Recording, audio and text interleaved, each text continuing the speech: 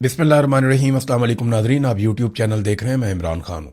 आज़ाद कश्मीर के बारे में एक नया प्रोपेगेंडा लॉन्च किया गया। मैं ये सारा आपके सामने भी रखूंगा, सिर्फ 2 मिनट में आपको सारी चीज़ें समझ आ जाएंगी। अंसार अब्बासी साहब से एक खबर छपवाई गई। नॉर्मली आजकल मिलिट्री एस्टेब्लिशमेंट के हवाले से जो प्रोपेगेंडा न्यूज़ है उसको अखबारात के अंदर ज़्यादातर अंसार अब्बासी साहब रिपोर्ट कर रहे हैं। अंसार अब्बासी साहब इनकलाबी हुआ करते थे या एंटी एस्टेब्लिशमेंट उस वक्त जब नवाज शरीफ साहब मुश्किल में आते हैं। जैसे ही नवाज शरीफ साहब की हुकूमत आती है तो इन्हें सब कुछ अच्छा लगने लगता है। बहरहाल अंसार अब्बासी साहब खबर ये देते हैं कि आज़ाद कश्मीर इंटेलिजेंस एजेंसियों को एक्शन कमेटी के गैर मुल्की रवाबित के शवाहिद मिल गए। खबर पे आपने गौर करना है। आज़ाद कश्मीर इंटेलिजेंस एजेंसियों को एक्शन कमेटी के गैर मुल्की रवाबित के शवाहिद मिल गए। हुकूमत मुज़ाकरात जारी रखे लेकिन तशद्दुद, बैरूनी माली मावनत से चलाई जाने वाली मुहिम नाकाबिले कबूल, ये रिपोर्ट आ गई। अब नादरीन, ये खबर दी है अंसार अब्बासी साहब ने। जरा गौर कीजिए इसमें वो क्या कह रहे हैं, गैर मुल्की। देखिए, अगर ये इंडिया होता या इंडिया की इंटेलिजेंस एजेंसियां होती जिनके साथ इनके रवाबित होते, या रॉ से पैसे ले रहे होते, या इंडियन रॉ के साथ इनके ताल्लुकात होते, तो एक सेकंड के अंदर ये हेडलाइन इंडिया या रॉ इन दो लफ्जों से मुज़य्यन होती। यानी अगर कश्मीरियों के ताल्लुकात इंडिया के साथ होते या रॉ के साथ होते तो फिर हेडलाइन यहीं से शुरू होती ना कि एक्शन कमेटी के इंडिया से ताल्लुकात साबित हो गए, या एक्शन कमेटी के रॉ के साथ ताल्लुकात के शवाहिद इंटेलिजेंस एजेंसियों को मिल गए। खबर ऐसे आनी चाहिए थी, लेकिन नहीं आई। तो ये गैर मुल्की रवाबित क्या है, एक्शन कमेटी के गैर मुल्की रवाबित? अब मैं आपको बताता हूं यह है क्या और गेम क्या ढाली जा रही है। आजाद कश्मीर में हर घर का कोई ना कोई शख्स और कई घरों के कई कई शख्स बैरून मुल्क रहते हैं। वहां पे एक ट्रेंड है, क्योंकि लोग सरकारी नौकरी पे इंतजार करते हैं या फिर लोग बैरून मुल्क चले जाते हैं और कुछ ज्यादा है नहीं वहां करने के लिए। तो जो लोग बैरून मुल्क चले जाते हैं उनकी तादाद बहुत बड़ी है। यानी अगर आप एवरेज निकालें तो पाकिस्तान में जितने लोग बैरून मुल्क जाते हैं उससे कई गुना ज्यादा आजाद कश्मीर में लोग अपनी आबादी के तनासुब से बैरून मुल्क जाते हैं। बड़ी तादाद यहां बरतानिया में मौजूद है। हजारों लोग एक कॉल के ऊपर इकट्ठे हो जाते हैं। पूरे पूरे शहर जो है वो आजाद कश्मीर के लोगों से यहां पे बरतानिया में भरे हुए हैं। इतनी बड़ी तादाद में आजाद कश्मीर के शहरी बरतानिया में रहते हैं।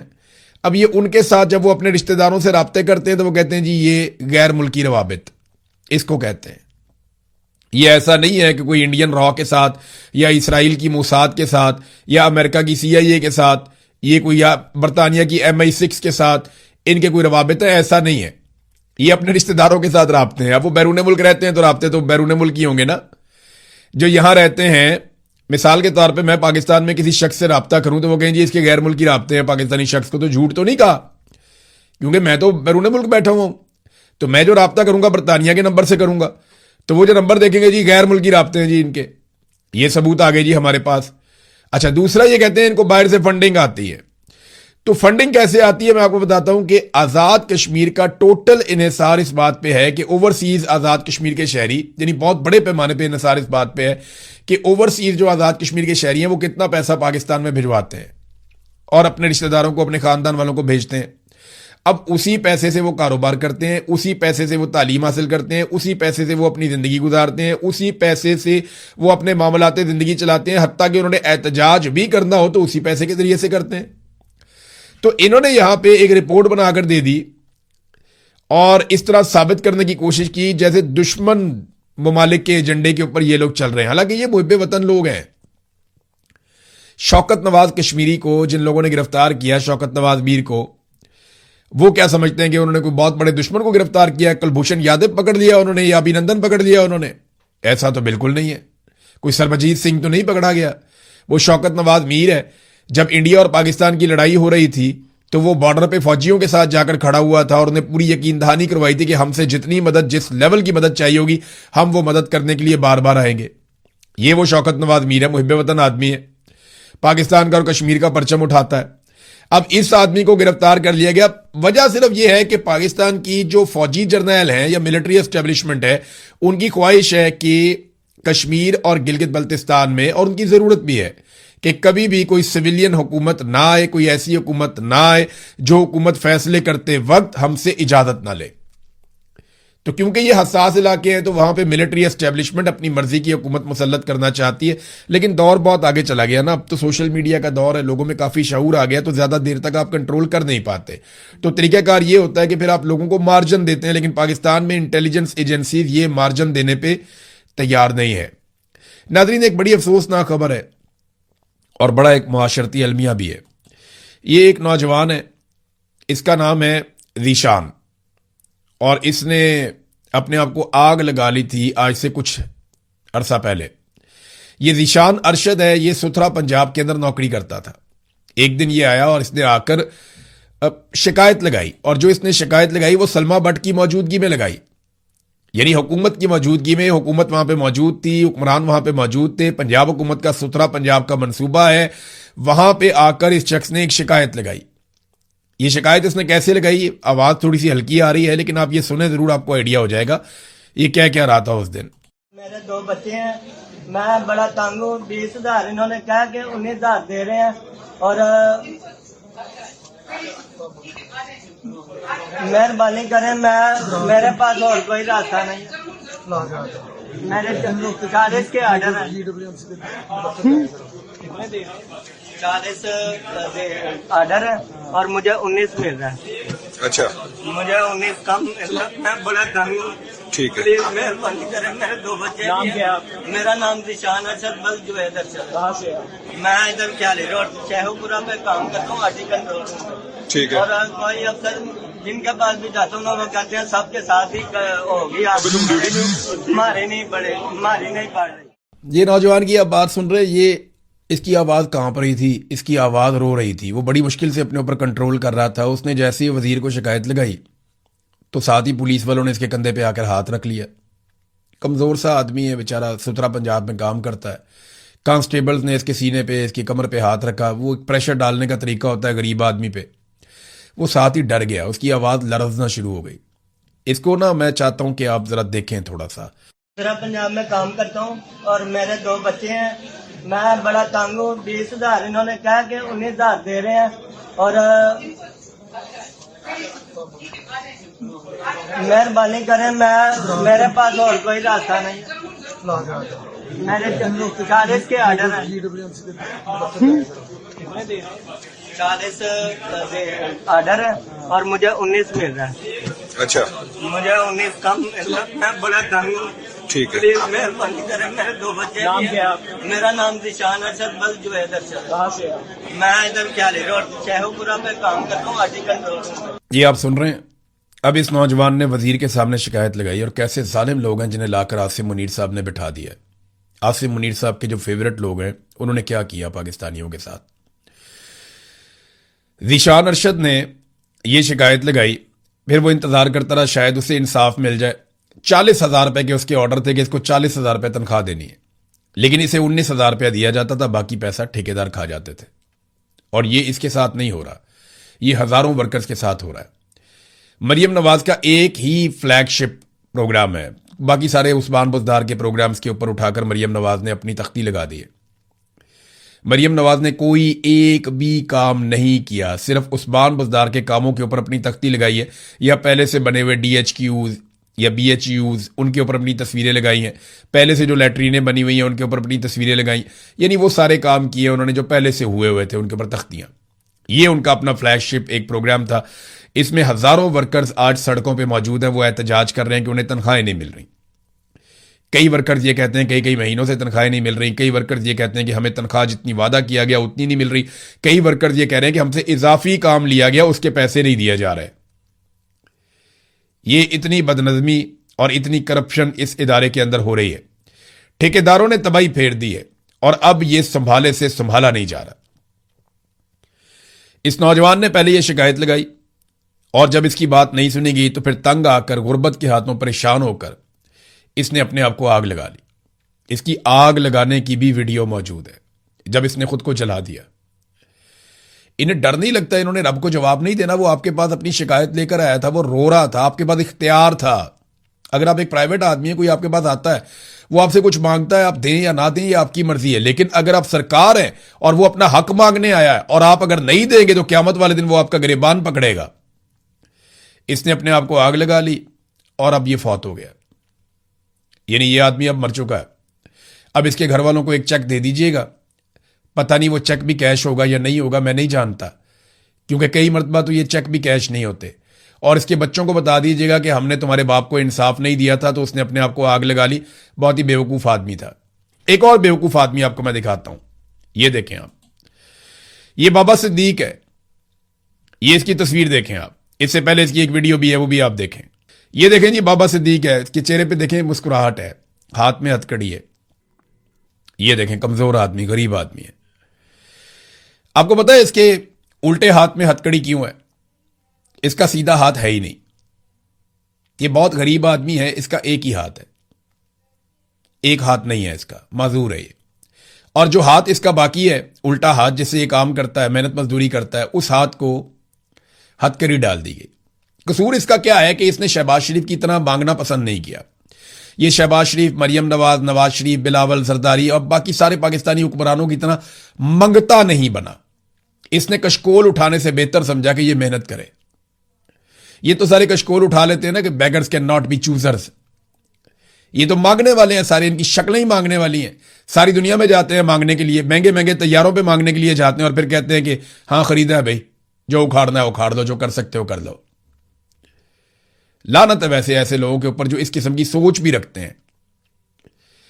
बहरहाल इनको खुद तो मांगने की आदत है, और गरीब आदमी जो ना मांगे और जो मेहनत मजदूरी करे। अब बाबे के साथ हुआ क्या, ये शेखुपुरा का रिहायशी है बाबा सिद्दीक। एक बाजू इसका नहीं है, रेडी लगाकर ये अपना गुजर बसर करता था।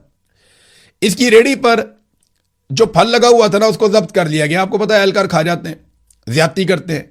बाबा जी ने किसी सहाफी के सामने बैठकर वीडियो में शिकायत लगा दी कि जनाब देखें मेरा फल उठाकर ले गए और मेरे साथ ज्यादती की है। और उसके बाद बाबा जी को सामान वापसी के नाम के ऊपर थाने बुलवाया गया कि बाबा सिद्दीक थाने आके अपना सामान ले जाओ जड़ा सी चुक के ले गए सी। ये बेचारा पुलिस स्टेशन पहुंचा तो उसके ऊपर मुकदमा दर्ज कर दिया गया। अब ये माजूर आदमी है, इसका एक हाथ है, उसको हथकड़ी लगी हुई है। इसको थाने और कचहरी में काफी जलील किया है इन्होंने, और अब मुकदमा अदालत की जानिब से डिस्चार्ज कर दिया गया। यानी अदालत ने कहा बेगुनाह है ये आदमी। अब ये मैं वीडियो बना रहा हूं ना, कुछ और लोग भी करेंगे तो बहुत मुमकिन है इस बात को थोड़ा बहुत पैसा देके या डरा धमका के या लालच देके या कुछ भी करके या सॉफ्टवेयर अपडेट करके इससे एक और वीडियो बनवा लेंगे, जनाब मैंने वो झूठ बोला था पहले। हो सकता है ना, यहां पे कुछ भी हो सकता है, कुछ भी किया जा सकता है। वो जो दुकानदार है बेचारा, उसने पोस्ट कर दी, उसके ऊपर भी बहुत दबाव है। मरियम नवाज हर चौथे दिन किसी ना किसी बाजार, किसी ना किसी चौक की वीडियो लगा देती है कि जनाब पंजाब को हम ऐसा बना रहे हैं। तो ये सारे काम उन्होंने कुछ सरकारी पैसे से नहीं किए। कभी दुकानदारों से पैसे ले लेते हैं, फंड ले लेते हैं जबरदस्ती का। कभी जनाब किसी रेजिडेंशियल सोसाइटी वाले को कहते हैं कि भाई तुम्हारा ये वाला काम कर देंगे, तुम ये वाला चौक जरा इसकी ब्यूटिफिकेशन कर दो। तो इस तरीके से तो ये मैनेज करते हैं, फिर लोगों को डरा के भी रखते हैं। तो ये बाबा जो है बेचारा अब माजूर है। बहरहाल इसको छोड़ दिया गया। लेकिन अच्छी बात यह है कि इसको एक सबक हासिल हो गया है कि आइंदा जब भी कभी आपके ऊपर जुल्म हो तो आपने आवाज नहीं उठानी, क्योंकि अगर आपने आवाज उठाई तो आपका एक हाथ भी हुआ ना तो उसके अंदर हथकड़ी डाल देंगे, और अगर आपके दोनों हाथ नहीं होंगे तो आपके गले में हथकड़ी डाल देंगे ये लोग। ऐसे जालिम हुक्मरान है ये, बेशरम लोग हैं।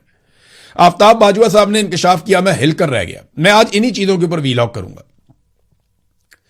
आफ्ताब बाजवा साहब एक सीनियर लॉयर है, मेरे साथ बड़ा अच्छा उनका एक रिलेशन है, बड़ा अच्छा एक ताल्लुक है, वो बड़ा प्यार करने वाले इंसान है।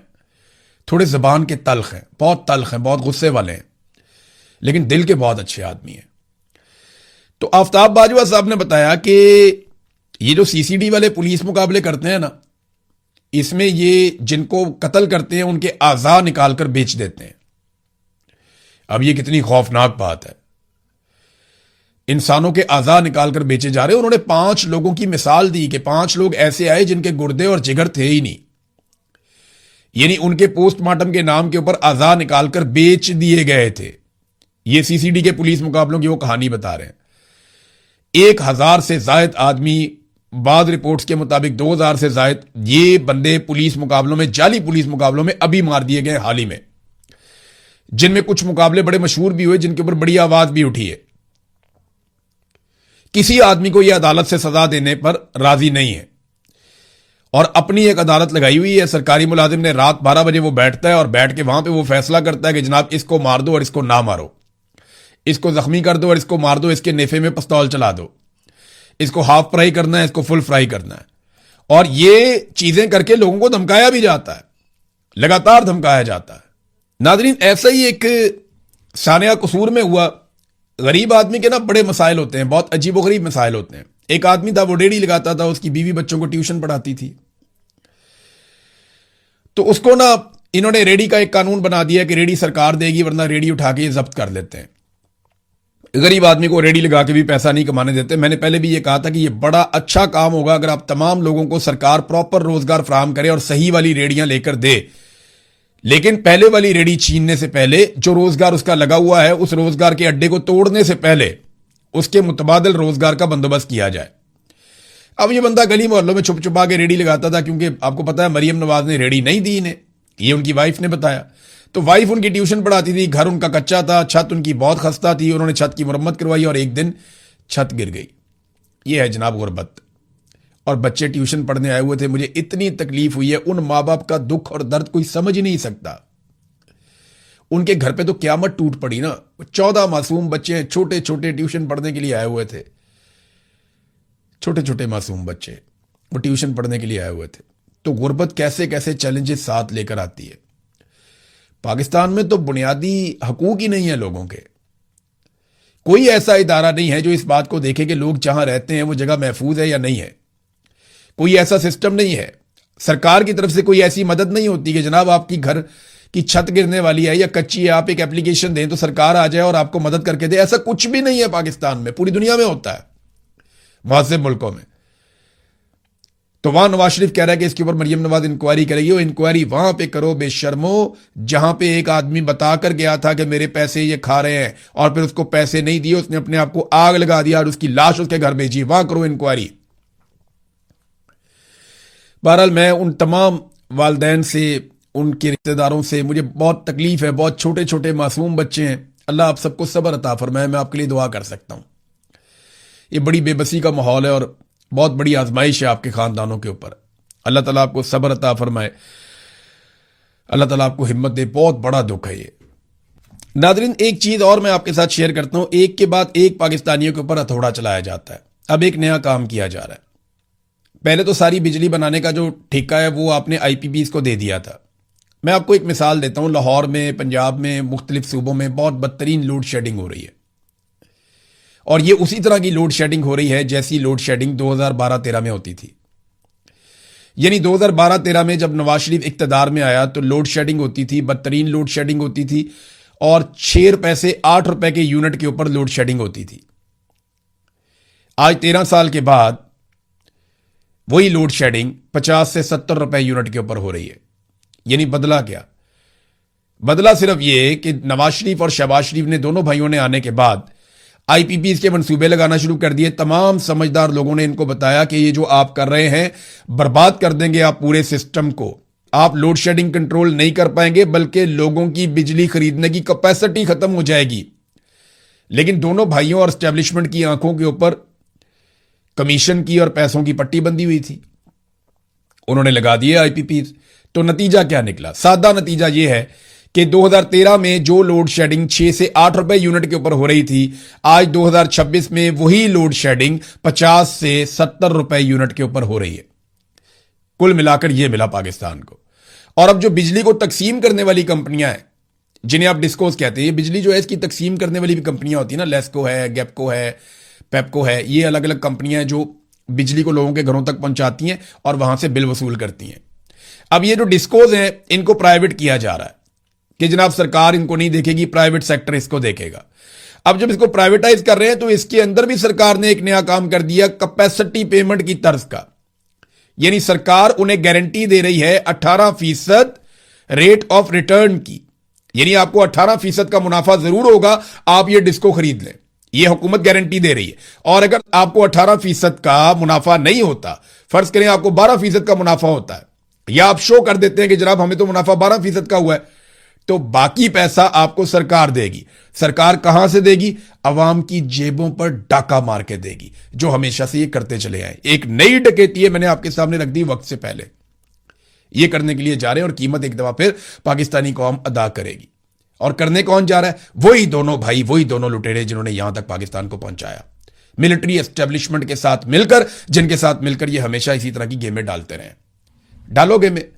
अब ये डिस्कोज भी अपने फ्रंटमैनों को या अपने करीबी लोगों को या चलो फौजी फाउंडेशन को दे दो, ताकि वो और ज्यादा मुनाफा कमाएं, और ज्यादा ताकतवर और पैसे वाले बन जाएं। अब तक के लिए इतने ही। अपना ख्याल रखिएगा, अपने इस चैनल का भी। अल्लाह हाफिज।